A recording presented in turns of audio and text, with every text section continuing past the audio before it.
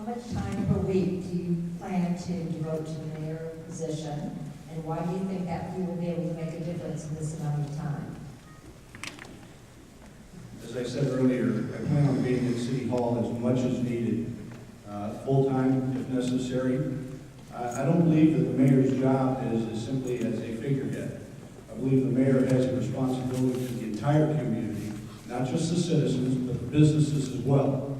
And I believe that our businesses at this point in time need a little encouragement, they need a little bit of support from our city, and they need the attention to ensure them that we are interested in them, we're interested in the taxes that they pay, we're interested in the support of our community. So I will be spending a lot of time in the community as the mayor. So I understood the question, how much time would I be spending as a mayor? Yes. And so today, we can just say historically what I've done. And so today, just like any other day, a lot of you all, a lot of us went to work today, and if I was there for 9 hours today, I was probably at my desk for maybe half an hour, maybe 45 minutes, and half an hour that was me eating a sandwich while I was reading emails and trying to get caught up. The reality is that to be either a good leader, a good manager, a good mayor, your job isn't to keep the seat warm. Your job is to go out and work with legislators, to work with people in the community. And we talk about getting businesses involved. That's why I started the Business Advisor Group that the Board of Aldermen just approved a couple weeks ago. So that's an actual, we talk a lot of times about what we're going to do or what would be a good idea, but what the difference is that what I bring to the table is that I actually want to act on these ideas. And so we've talked about getting the business community involved multiple times, but we haven't done anything like this before. I've worked with the chamber, I've had a number of meetings with them, talked to the school district about it as well. They want to join the group. So it's something that's really automatically, that's already starting to pull people together.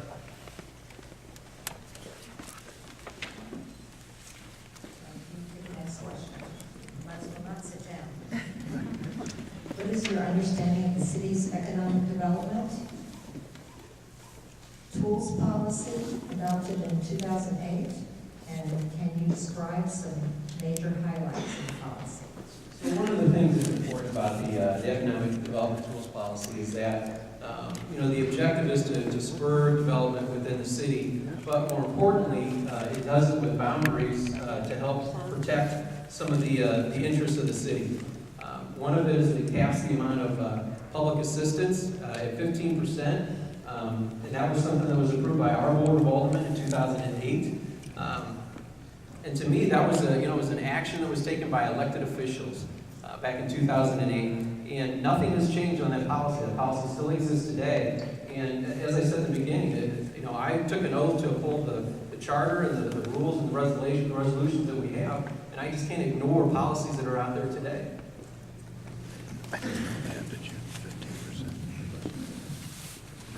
When I served as alderman from 2006 to 2009 and worked in Ward 3, we basically worked on that project. We had a gentleman come in and guide us through the process. We sat down and we went over our entire redevelopment plan for the city of Crestwood. We used to have an economic development director, but that individual left us and went to the city of Creve Coeur. And so to this date, we've not refilled that position. Unfortunately, finances have been such that we've not been able to get into a new economic development program, and we have to utilize what we have. And I believe it needs to be revisited. It needs to be revised because things change regularly, and as those things change, so should that plan. Mr. Roby, what is your position on the use of TIF? TIF is a program set up by the state of Missouri to aid areas that have blighted or are in need of redevelopment. There have been TIF programs utilized throughout the state, throughout the city. Some have been good, some have been not so good. Some of the developers think just because they're going to build a project that they should be entitled to TIF on that project. So I believe in TIF. I believe in TIF when it's used properly. I believe in TIF when they can justify the costs and the requirements for the project that they are asking. And beyond that, I think that until the state of Missouri changes this. This is a tool that's going to constantly be utilized. I will say this, that, you know, people here, maybe some of you have all requested in past meetings, we'd love to see an IKEA come to Crestwood. Well, folks, we were not willing to give tax incentives to businesses on this development. As it turns out, IKEA ends up going to the city of St. Louis and got $34 million. Thank you. My position on TIF is that I support TIF, as long as it's used properly. And used properly, it's not only the laws that the state has, but it's the economic development tools policy that we have. And our policy stated that those economic development tools should not exceed 15% of the total project cost. The project that was presented to us was 33%, which is well exceeds the 15%. It also says that we prefer that that TIF be paid off in 10 years or less, which this was there was no guarantee. You can't guarantee that it's going to be paid off that shortly. And the legal life of the TIF is 23 years. I mean, in terms of the IKEA had never had any interest in coming to Crestwood. Centrum approached them. IKEA went to the area that they did because of WashU, because of SLU, for the turnover that they have there with kids leaving. IKEA was never on the radar. IKEA, one of their number one requirements is to be visible from a highway. They didn't leave, they did not come here because we didn't want to deal with the TIF. They didn't come here because it does not meet any of their criteria to open a store. Mr. Schlenk, do you believe in complete transparency in government? Why or why not? Oh, absolutely, absolutely. I mean, you can look at my, the literature that we have outside. I try to give you as much information as possible.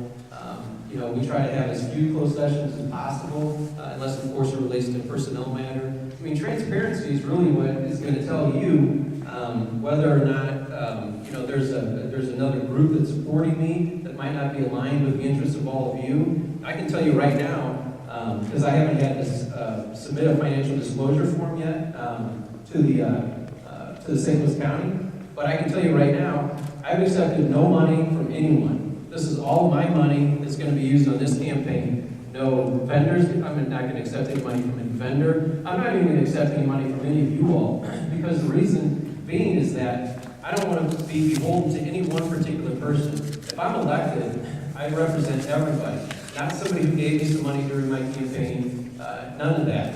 And so to me, I think it's very important for that transparency. So even though the form is not out, I support it enough that I'm going to tell you that that's what my form is going to look like. Mr. Roby, do you believe in complete transparency in government? Why or why not? I do believe in complete transparency in government. I believe that the citizens that we represent and the communities that we represent have the absolute right to know what we're doing at all times. There are certain circumstances where personnel or real estate issues are involved, and those are basically held in closed session, which once the resolution has been determined, they can be open to the public. But for the most part, I'm totally in agreement with my opponent. I believe in open government completely. Thank you. Take a breath. I got another one for you. What type of development do you believe will work in Crestwood Mall? Many have said traditional retail will not work, as there is not access to highways. So what do you think? Well, for the last 23 years, I've spent my career working with developers, architects, and contractors. I've built some of the biggest retail developments here in St. Louis County and St. Louis. But I will tell you that from the standpoint of the Crestwood Mall, it probably will not return to a total retail development. I would expect there may be some component of retail in the mall. I also expect that as the mall is redeveloped, some of the other subsequent businesses that develop along Watson Road may have a retail component to them. But I expect that the development at Crestwood, and again, this is unknowing because of the auction that's currently posted up there, no one really knows what's going to happen, but I would love to see a development that's mixed use. I'd like to see some commercial, I'd like to see some retail, and possibly some residential. Thank you.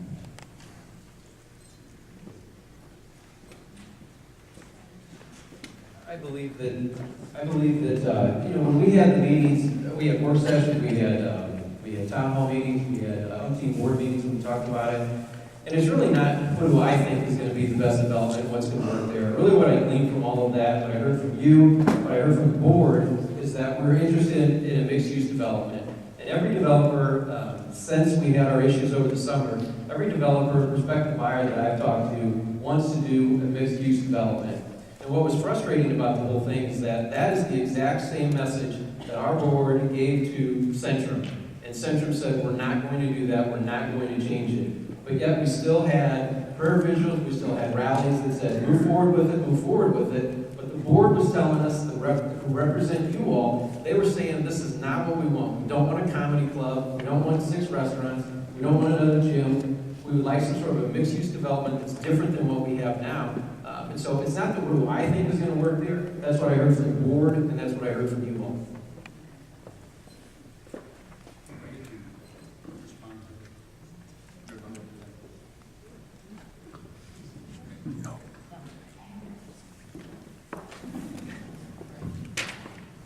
You're both going to get the opportunity. Mr. Sling, if you don't believe you should break a tie to the Alderman board or pursue your own ideas, and if you feel the aldermen are on the wrong track, there's 3 questions for you. What is the purpose of electing you as mayor? So let's see. So let's back up and let's talk about what I said earlier. When I said that I wouldn't break a tie, it wasn't in every situation. It was with something that's so monumental as the mall. The mall was going to be tied to a TIF. The maximum life, the legal life of a TIF is 23 years. To me, that's something where I believe that it should be the public, it should be you all that decide that decides what's going to happen. And that's what we were talking about. It was the development. In terms of matters that are not that consequential, you know, those are certainly things that I would break the tie on. But the reality is, if you think about it, I tried to do the exact same thing when we hired a city administrator, when we hired a new city attorney. There's no way that I would have broken tie, and I never would have brought a position to the board where it would have been split like that. That would be terrible for me to do that. What I did instead is I put together a package that everybody liked, and every time it was voted on, it was unanimous. That's my job as mayor, is to try to bring things to the board that's going to help move the city forward and not split the board and not divide the community.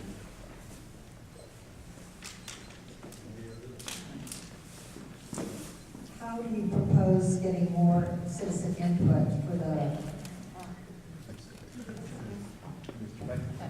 I think that was a question for the mayor. I'll leave that for him. All right, how would you propose getting more citizen input as if you're elected mayor? Mr. Roby? Well, as I said, the citizens are the people that we're working for here. And I don't think that the citizens' voices are being heard when they come to the board meetings. You know, we have a one-way program there. You're allowed to make a comment, but they don't have to respond back to you. And so I think people come up, they're frustrated when they have an issue that they're concerned about, they bring it to the board's attention, and then everyone just looks at them and says thank you, and they go back to their seat. I believe that open government should be a two-way communication. I believe that we should not only be hearing what you have to say, but we should be responding to you and giving you an answer to that question. And it may be that we can't answer it that night at a board meeting, but I would certainly invite you to call me or to come to City Hall, and I'd be happy to talk to you about it one-on-one. And if it's something that involves someone other than myself, city administrator or police chief or fire chief, we'll get those people involved too.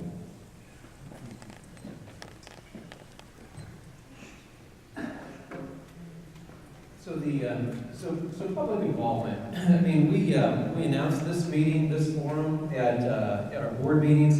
We put it on our reader board. It's been in the newspapers. The chamber promoted it. I mean, there's really only so much you can do other than go pick people up, herd them up, and bring them in here against their own will. So I really don't know what you can do to get more people to come to meetings. Certainly our board meetings, it's even those are a lot scarcer too. There's plenty of seats the front row seats too, if you like them. The reality is that when we talk about, being heard, there's a difference between being heard, being ignored, and just not getting the way that you wanted it to go. When we had multiple town hall meetings, we had multiple board meetings where we talked about the mall, we had work sessions. All of those things were ways where you could provide your input, we listened to them. Just because it didn't go the way that you wanted it to doesn't mean that you were ignored. You were heard. It's just that you didn't convince people on the board what your argument was. You didn't convince them to change anything, and Centrum didn't change their proposal either. What do you see as bright spots in terms of economics and business development in Crestwood in the past 3 years? Well, the biggest one that we have, even just now, we just got our first quarter, January through March sales tax revenue. They're up 14% versus the same period in 2013, and this is the best year ever, the best year over start in over 10 years. And so there's no guarantee that that's going to work out. But the reality is that the economic problems that we had within the city of Crestwood, they were not unique to the city of Crestwood. As we all know, the national economy had issues. There's certainly the St. Louis area had issues. I spent a lot of time talking and working with other mayors. They were going through the exact same things. The economic issues that we have are not unique to our area. But if we talk about some of the sales tax numbers, even from this year, which people wouldn't say that, oh, I feel 14% better than I did this time last year. But if we look at the numbers, things are increasing. And I'm not going to fool you, that's nothing that I did. It's nothing that the board did. And when you talk about economic development, we talk about these types of numbers, that's an economic thing that's going to cover our region. That's not just unique to our city. So to use those numbers and say, what has happened in the last 3 years, really isn't the best description. What do you see as bright spots in terms of economics and business development in Crestwood in the last 3 years? That's pretty easy to answer, actually. The last 3 years, there's been no development in Crestwood. We talk about development, we talk about new businesses, we talk about sustainable community involvement. And if you look at what has come to Crestwood in the last 3 years, you're going to be looking at tier 2 vendors, our retailers, resale shops, rent-to-own, cash is king shops. We have basically lost the Kentucky Fried Chicken. We are in jeopardy of losing potentially our Office Mac because they're now merged with Office Depot and they have a store in Kirkwood, so there's no sense in having those 2 stores that close. Gordon's is leaving in May. So we continue to lose, but we're not adding anything. And quite honestly, the opportunity that we had at the mall, in my opinion, was the biggest blunder that we've undertaken in years here. There was no negotiation. I was in communication with both the architects and the developer throughout the process, and they were very frustrated. Thank you. Mr. Roby, what are your qualifications to be chairman of the Ways and Means Committee? I'm not an accountant. I do understand numbers, but I believe that the Ways and Means Committee basically gives us the opportunity to review our revenues, our budgets, and to determine whether or not we have adequate funding to meet those obligations that we have. Again, I'm not an accountant. I'm not that familiar with the workings of that particular board. I've never sat on it, so I'm a little bit unable to answer that question.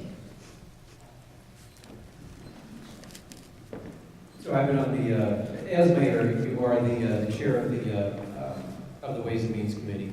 And with my background at Edward Jones, I certainly have a lot of familiarity with finance. The budgets that I deal with are significantly larger than the city of Crestwood. $8 million a year is really, it's not a lot of money for the amount of money that I'm responsible for where I work. It's that ability and that leadership to be able to work with both of those aldermen that we have, which we had the past session, and for the past 3 years. It's working, it's engaging them, and it's really trying to take a thoughtful process to make sure that we're working with the money that we have. And we always have to plan for, you can't always look at what we have today. We have to plan in the event that we don't have money tomorrow. One example would be this past year, where Public Works wanted to buy a new dump truck. And so it was removed from the budget, and I voted to remove that from the budget. Now, does that mean that, but what that means is that it's just not in the budget right now. If Public Works, if that truck breaks down and we need to repair it, we put that money back in the budget, and the board can review it and determine whether or not they want to approve it. All right, now we're going to talk about taxes, one of our favorite subjects. Two parts, and you can answer them. The city continue to be financially solvent if you don't get new development, and what will that do to commercial, residential, and sales taxes in the city of Crestwood? Are they sort of related? Yeah, I'll talk about that. So what we do is, your costs over time are always going to go up, right? Because employee salaries over time, while they may not go up as much as they want to in the city of Crestwood, there is a chance they're going to go up. I tell you, one expense that goes up every single year is the amount of health insurance that we have to pay for city employees. So we're always going to see those expenses going up. So we have to recognize that fact. And that's another example as to why we wouldn't spend $140,000 on a dump truck that we don't need today. So we keep that money under our blanket, we hold on to it in the event that we need it for something else. In terms of taxes, look at what we're seeing with Prop G. One of the reasons that the school district needs money is because of the Lindbergh School District has more TIFs than any school district in the state. And so when we're taking that money away from the school district, then they're going to have to come to us, which is exactly what's happening with Prop G. Now, I agree with Prop G, but you have to understand that that's the bigger picture. That's why when we take money out of our community, that's one of the taxing districts that we're penalizing. And so when people say, I don't want to pay these extra taxes, well, that's because you chose to agree with TIFs that took the money out. All right, the question is on taxes and being solvent as a city. Can the city continue to be financially solvent if we don't get any major development? And how will that affect commercial, resident, and sales taxes? Okay, well, the city is solvent right now because the Board of Aldermen and our city administrator have basically reduced some of the services that you were receiving. We've eliminated animal control. We've eliminated our finance director. We're going outside to secure someone to provide that service. We have also eliminated our IT department, which is our computer and internal service, and we're going to be outsourcing that as well. So a lot of the dollars that you're seeing being saved are actually as a result of cuts that we've made. How does that affect your taxes? It really doesn't. Your taxes are based on the assessment of your property, 19% of your assessed valuation, and you are taxed at 24 cents and 25 cents this year for your property taxes. So that's where we're getting our money at this point in time. All right, Mr. Roby. I recently saw that there was an auction sign posted on the mall property. When is the auction? And what do you see? Is there going to be a limit? What's going on here? Okay, the mall property, let's back up a little bit. The owners of the mall took the property up for sale, and apparently were not successful in getting a bid that they were satisfied with. So the company that Centrum had partnered with, which was Angela Gordon, who wanted their money out of the process and wanted to pull out, basically decided to put it up for auction. There's going to be a $1 million minimum bid. It'll require a $25,000 deposit with that bid. There has been no reserve set, and that property will go on the market between April 21st and April 28th. There will be no due diligence. If you're successful in bidding on the property, you will write them a check, and that's it. Sure. All right, the question is that there's an auction sign on the mall property. And when is the auction? And what do you think going to happen with that? So Mr. Roby gave you a lot of the details in terms of when it's going to start and things like that, so I won't repeat that. And so Matt from CBRE, Matt had said all along that really this was the plan. They were skeptical that they were going to, CBRE is the selling agent that's on the property. They were skeptical that they were going to get the dollar amount in the sale that they wanted. But what you should really pay attention to is the fact that that didn't work, okay? When it was for sale, that didn't work. Now they're going to go to, so keep in mind, Westfield bought it for about $76 million. Central bought it, Angela Gordon bought it for $17 million. So you have to expect that whoever was offering money was below $17 million. Let's say it's $10 or $12 million. They didn't accept that. So now we went from that basement to, we're going to start at just $1 million and then we're going to go up from there. When CBRE sent this out, they sent it to about 2,500 prospective buyers across the United States. We didn't even get some cowboy show up throwing his money around saying, I'm going to buy that. So we have to go back to, what's the property worth? Is it really in an ideal location? Is it prime real estate?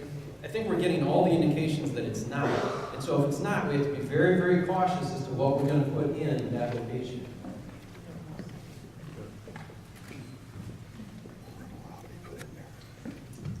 Does the city of Crestwood need a tax increase this year? No.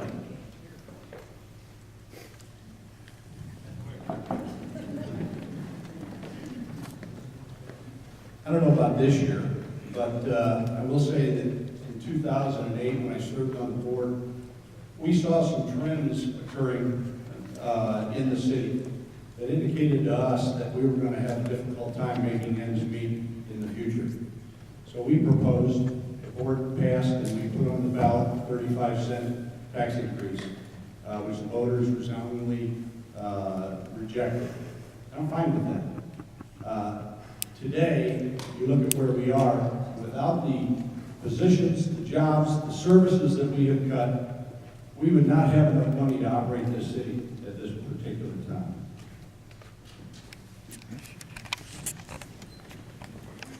And this is a big question, but it's sort of general.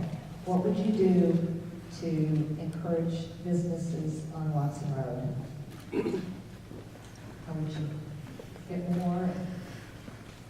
Well, I'm not a realtor, but you know, that's also a difficult thing to do. In my opinion, we've got a lot of businesses today that we need to try to retain. We've not been that fair and good to the businesses that we have in Crestwood. We've ridden pretty hard with regards to our codes and our ordinances. I've had a lot of complaints from businesses that have indicated to me that they're not happy with the way that the city treats them. And I think that, first of all, we've got to get out and satisfy those people, try to calm them down, get them to stay in the city. Then we can start working with developers and retailers to bring more businesses to Crestwood.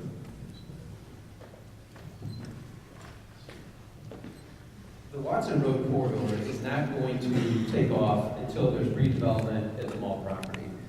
That's going to be that light that's going to attract the moths to the area. One of the things that's important is that we can't look at the Watson Road corridor just as it flows through Crestwood.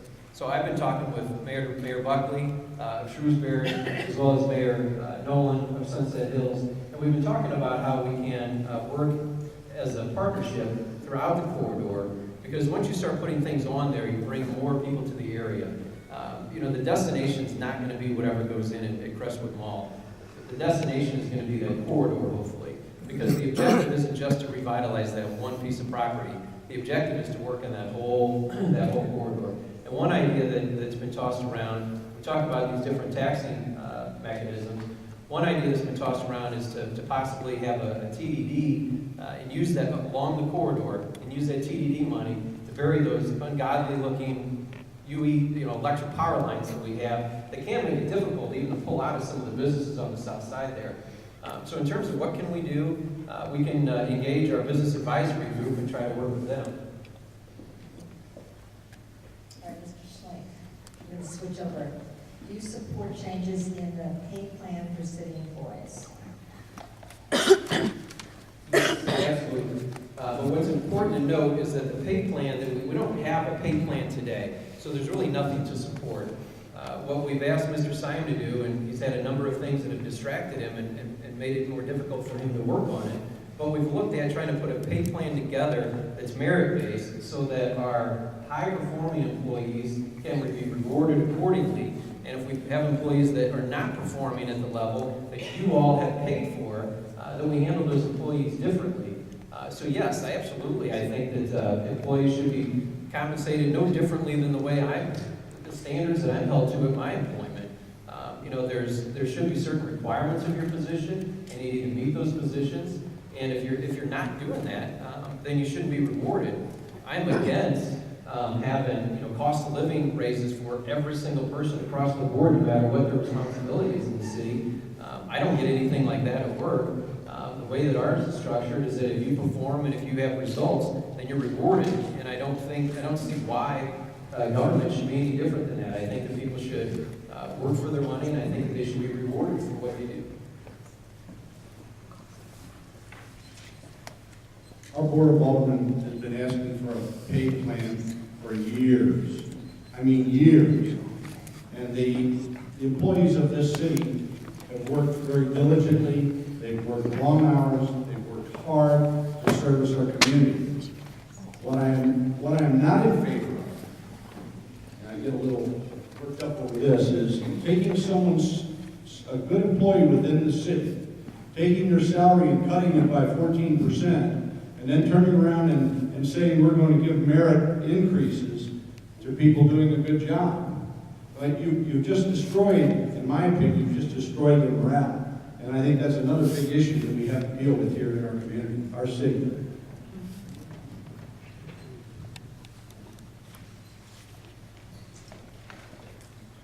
Mr. Roby, as mayor or as board member, is there any way that City of Crestwood can control what the new owners of the mall would do if we put in that spot? That depends on who ends up buying the property. If it turns out that it's a developer like a Centrum, or a Novus, or a Pace, or someone like that, Ruby, that would come forth, yes, there is always room for negotiation in every one of these developments. I've been through them time and time again. Not every city that you bring a proposal to is going to accept everything that you offer them. And some of the sticking points that we had with our particular development were the Centrum came forth and mentioned we have a bowling concept and we have a supermarket or a grocery type concept. And immediately, that's what stuck in everyone's minds. Nobody thought about the AMC Theater. Nobody really paid a lot of attention to the Toby Keith's project that was going to bring theater and his bar and grill and a few other things that were part of this. But there were certain things that people keyed in on, and that pretty well was all anybody ever talked about. So you do have the ability to negotiate, and there are opportunities for change. Yes, there are opportunities for change, and then that's why we had a work session where we made some of those recommendations to the owners. The owners chose to not accept any of those recommendations.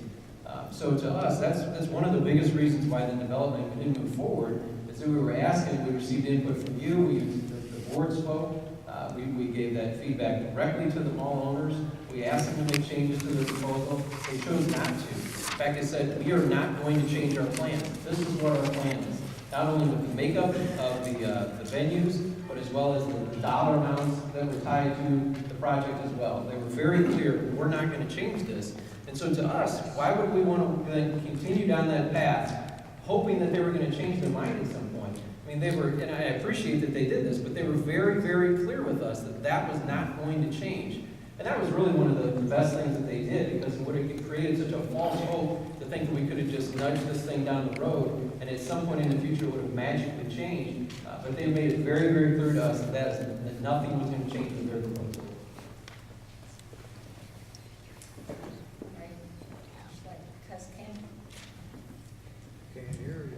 All right, let's try that there. Because campaign contributions reveal a lot about a candidate. What are your, besides yourself, who are your top 3 campaign contributors? Me, myself, and I. Those are my top 3 contributors. And I know that, you know, when I looked at, and like I said, mine's not on file. Take my word for it. You'll see it here. It closes, I think, the 28th, and I think it's due maybe the 31st or something like that. I forget exactly. But mine will be there. You can see it firsthand. I'm telling you the truth. But, you know, and I think that, you know, on the other side, I mean, so Mr. Roby's campaign had already filed for theirs, and, you know, Mr. Robinson is on there, who I defeated 3 years ago. A number of other former aldermen are on there. You know, so to me, I think it does speak volumes, and it is certainly, you know, for some reason, there's two camps, and the good thing for me is that I'm not in either one of the camps. I just kind of, you know, I'm an independent, and I'm able, and that's one of the reasons I'm not asking for anybody's money, and I'm going to give it back to you if you do, because I feel that I need to be independent as your mayor. That the only thing I owe you is to work as hard as I can, not because you put a sign in your yard, not because you gave me any money, none of that. To me, it's more important to do the job and to do it without any sort of, without muddying the waters at all with campaign contributions. My biggest contributor was myself as well.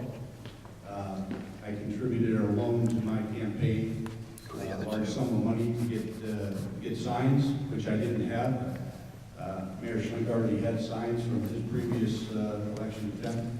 And other than that, there were other members of the past boards that I served with who did contribute some money to my campaign.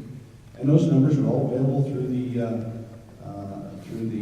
St. Louis County Election Board and the Missouri Ethics Commission. So if you're interested in all the names, please file a Freedom of Information Act and make it available to you.